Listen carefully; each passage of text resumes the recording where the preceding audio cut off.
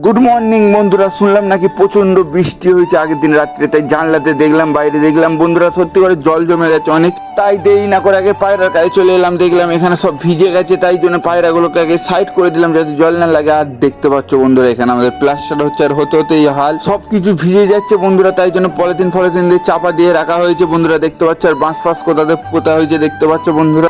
এই এখন প্লাস্টার করতে হতে বৃষ্টি হচ্ছিল, মিস্ত্রিরা এইসব ফেলে রেখে ছুটে বাড়ি চলে গেছে, আর কাজ করে না বন্ধুরা। রাস্তার দিকে একটু এলাম, এদিকেও জলে ভর্তি, আর আমাদের বাড়ির পিছনে তো অবস্থা খারাপ, এখানে তো পুরী হয়ে গেছে বন্ধুরা। পুরীতে ঘুরতে এসেছি বন্ধুরা ফাইনালি, তো দেখতে পাচ্ছি পড়ে যাচ্ছিলাম বন্ধুরা।